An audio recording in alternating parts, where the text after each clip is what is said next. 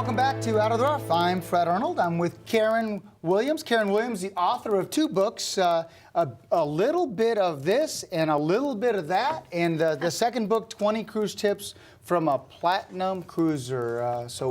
Welcome to the show. Thank you, Fred. I want to focus the first segment on this book, which really talks about business and talks about getting better in business and striving in business. And you and I met some time back in the credit union world. Right. You're with First Entertainment, a credit union. And we met at these events that they have, and we've kept in contact. How do you find time to run a mortgage division within a credit union and write a book?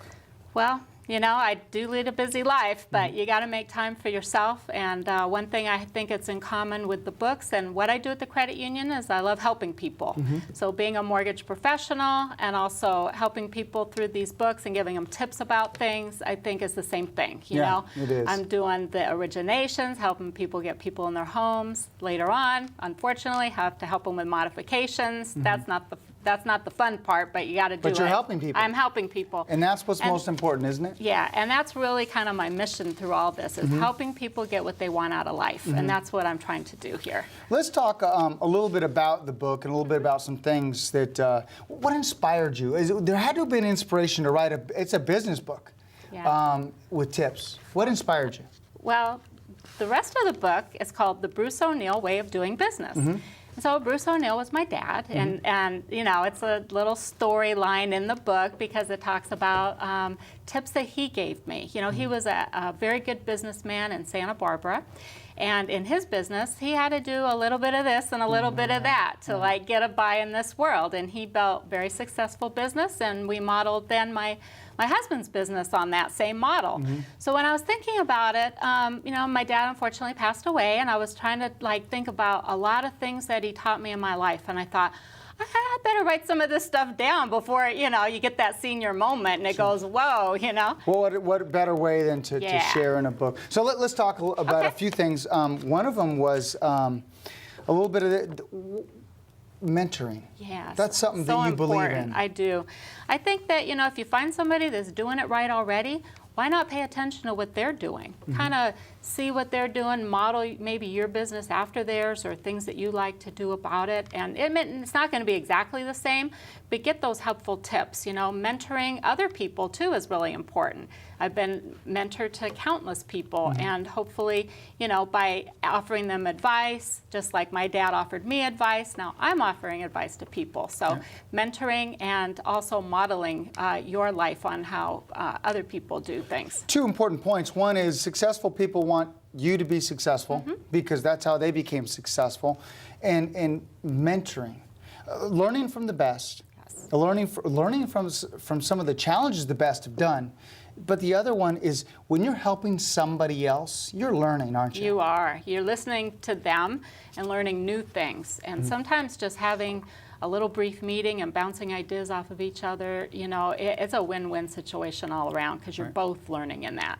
Dealing with change in the mortgage industry, you and I both have had to deal with a lot of change. Oh, Fred, last week, right? Oh, last week rates go up quite a bit, and that creates a lot of change. It does. Let's talk about coping with change. Yeah, change can be very difficult for people, and I realize that. And I've been in mergers. I've been in the banking and credit union industry for, well, my whole life, and can't tell you how many years. You don't because, need to? Nope, we're not going there today, Fred. But, you know, I've been in mergers. I've been in downsizing. I know people are underemployed. There's a lot of different things going on.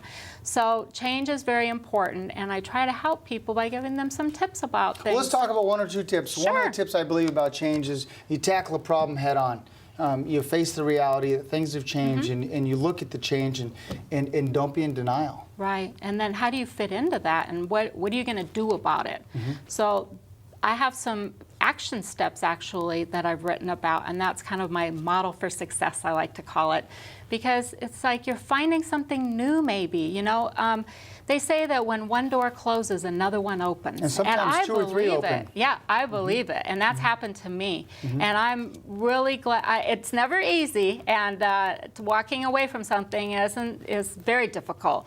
But you know, when you finally get through that next door and you see what the opportunities are, it's just wonderful. So don't let circumstance dictate your mood, your actions, your reactions, and your future. That's right. Really important. Solving problems. Oh, I think it's like what we have to do on a daily business, in our business to stay out there. I mean, I feel like I'm solving problems all day long.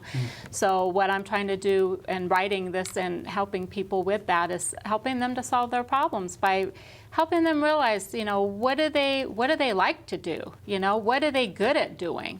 Those are some of the finer points that I like to discuss. And just because you're doing it on a daily basis, you might be doing it rote, like, oh my gosh, I have to go to work and I have to get up and I have to do this. That might not be what you really love to do, and I think that's the really important thing. Solve that problem, make that your passion, and you're going to be a lot happier for it, and you're going to be more successful, I think. Yeah, no doubt. One last point, focus, the power of focus. Yes. For those of us that get distracted easy, and we do, entrepreneurs have a tendency to get distracted easy.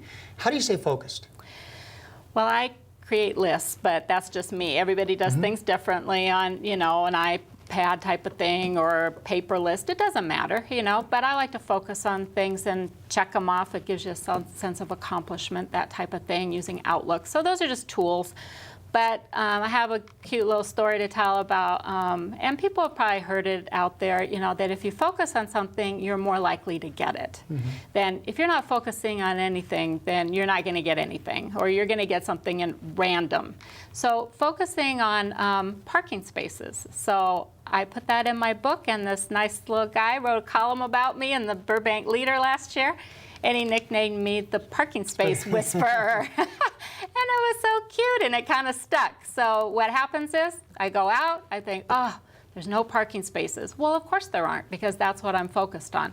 So now I think, when I go shopping or wherever, I'm going to get that parking space. I'm going to find a great space. It is. Isn't that amazing? And my husband and I, just on Memorial Day weekend, we were in Santa Barbara on the pier, trying to find a parking space to go into the restaurant. And everybody else gave up and went off the pier. And I said, come on, let's do our little parking space whisperer. And we held hands, and no lie, Fred, 4 parking spaces opened up on the Santa Barbara pier, and we just burst out in laughter, it was just fun. Not only is it fun, but it's affirmations. I'm going to be successful. I'm going to study hard as a student. I'm going to focus on getting a good job in this career. You name it, it will happen to you. It's interesting how life happens that way. Can you stay one more segment? I want to talk about 20 cruise tips from a platinum cruise book. Oh, great. Your book, Kaaron Williams, a little bit of this and a little bit of that, a tribute to your father. Yeah, and thanks, I'm with author Kaaron Williams. We'll be right back.